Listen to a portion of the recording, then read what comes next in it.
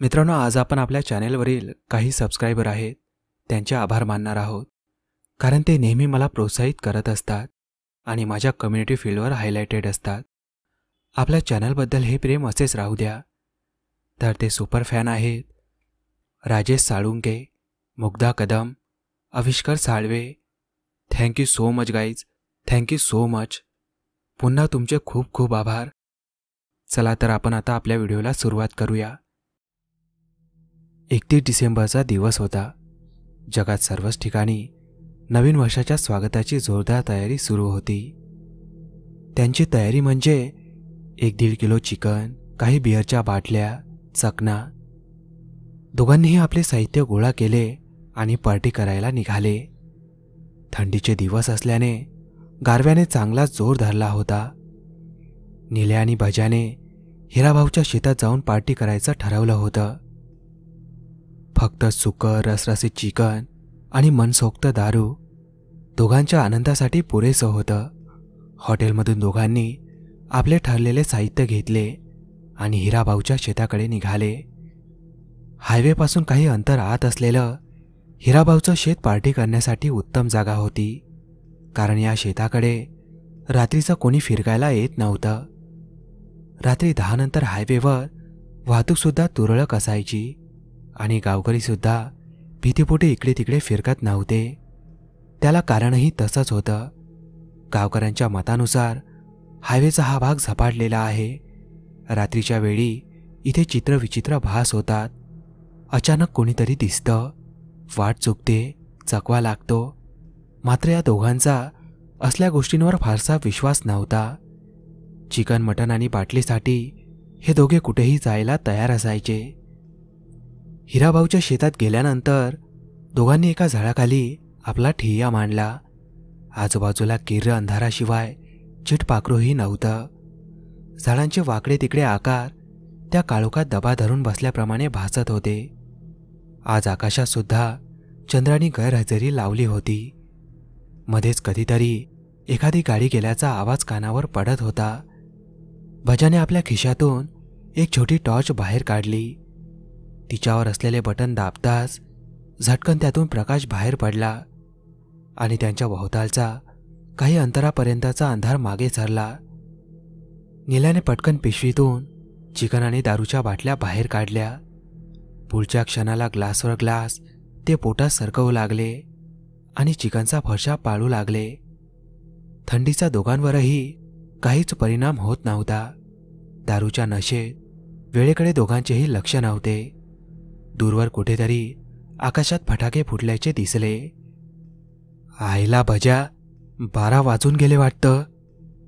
तिकडे बघ, फटाके फुटायलेत. निलाच्या आवाजासरशी भज्याने त्या दिशेला पाहिलं आणि दोघांनी मोठ्याने आरोळी ठोकत उठून नाचायला सुरुवात केली.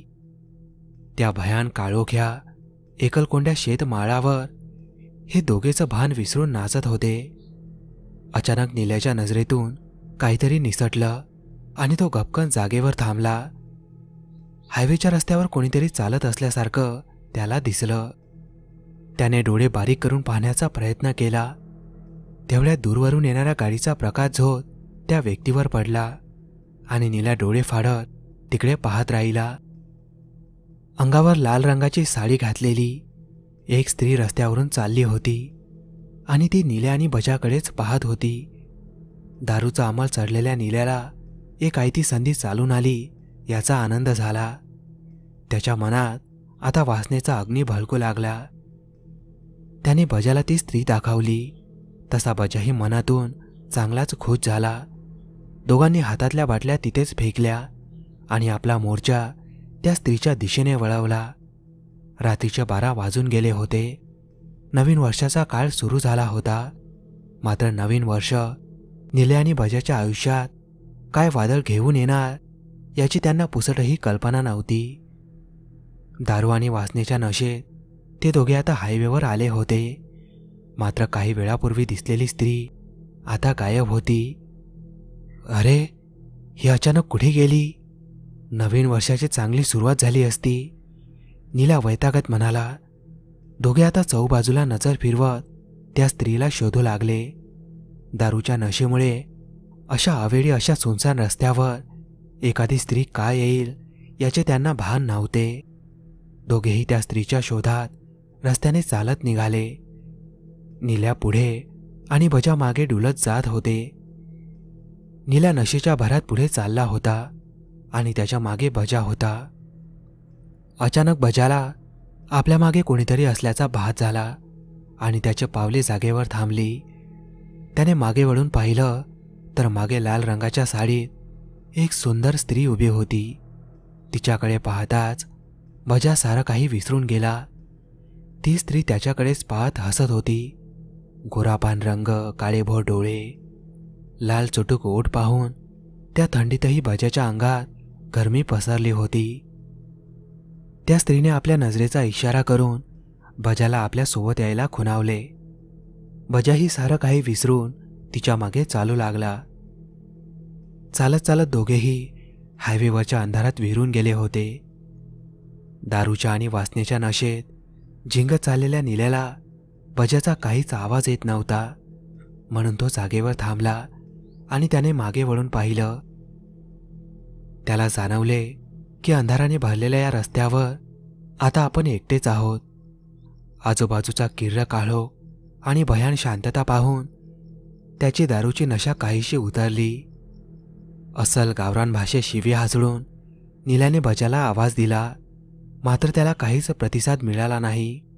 पुढच्या क्षणाला तो बजाला आवाज देणार इतक्या समोरच्या बाजूने एक जोरदार किंकाळी नील्याच्या कानावर पडली. तसा नील्या हादरला आणि त्या आवाजाच्या दिशेने धावत सुटला. तो काही अंतर धावला होताच की बाजूच्या काळोख्या खड्ड्यात त्याला एक विचित्र गुरगुरण्याचा आवाज आला. त्याचबरोबर काहीतरी चावल्याचा, तोडल्याचा आवाज त्याला येत होता. नीला सावकाश पावले टाकत त्या दिशेने गेला आणि अंधारात त्याने निरखून पाहिलं. मात्र समोर जे काही त्याच्या नजरेला दिसलं त्याने त्याच्या पायाखालची जमीनच सरकली आणि त्याची दारूची नशा खाळकन उतरली. समोर अत्यंत क्रूर, घाणेरडे, भयानक असे काहीतरी होते. त्याच्या शरीराची संपूर्ण कातडी जळाली होती. त्यातून प्रचंड दुर्गंधी येत होती. ते जे काही होतं ते खाली बसून काहीतरी खात होतं आणि ते दुसरं तिसरं काही नसून त्याचा मित्र बजाचं शरीर होतं. बजाच्या गळ्याची पूर्ण चिरफाड झाली होती. त्याचे डोळे बाहेर काढले होते. चेहरा एका बाजूने अर्धवट खाल्ला होता. त्यातून दाताची कवटी बाहेर लटकत होती. ते भयानक दृश्य पाहून नील्याची बोबडीच वळाली आणि भीतीच्या भरात त्याने मोठ्याने बोंब ठोकली. नील्याने बोंब ठोकताच त्या समोरच्या पिशाच्याने मागे वळून पाहिलं आणि एक जोरदार आरोळी ठोकली. त्या पिशाचाचा चेहरा पाहताच नील्या अधिकच घाबरला आणि वाट मिळेल तिकडे धावू लागला. नील्याला धावताना पाहताच त्या पिशाच्याने आपल्या तोंडातले बजाचे मांस थुंकले आणि विजेच्या गतीने नील्याच्या मागे ते धावू लागले. नील्या आपले भान विसरून जागा मिळेल तिकडे धावत होता. बजाच्या शरीराची हालत पाहून नील्याला आपल्या जीवाची अशी हेळसांड करायची नव्हती. धावताना तो मोठमोठ्याने आवाज देत होता. मात्र त्याचा आवाज ऐकणारं आता तिथे कोणीच नव्हतं. धावून धावून नील्याचं काळीच बाहेर येईल की काय अशी त्याला भीती वाटू लागली. तो काही क्षण जाग्यावर थांबला. धावून धावून तो घामाने पूर्ण भिजला होता. त्याच्या हृदयाची धडधड त्याला स्पष्ट ऐकू येत होती. त्याने आजूबाजूला पाहिलं तेव्हा सगळीकडे फक्त किर्र काळोख आणि शांतता पसरली होती.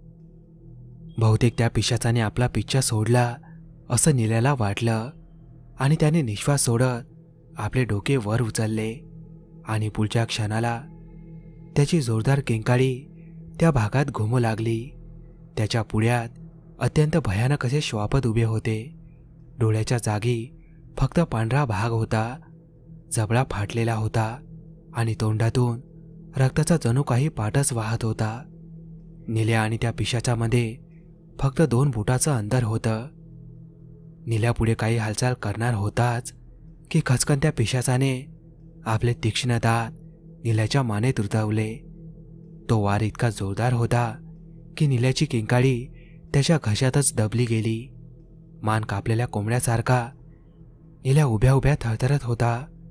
पुढच्या काही क्षणात नील्याचे धूळ अंधारात फरफटत जाऊ लागले.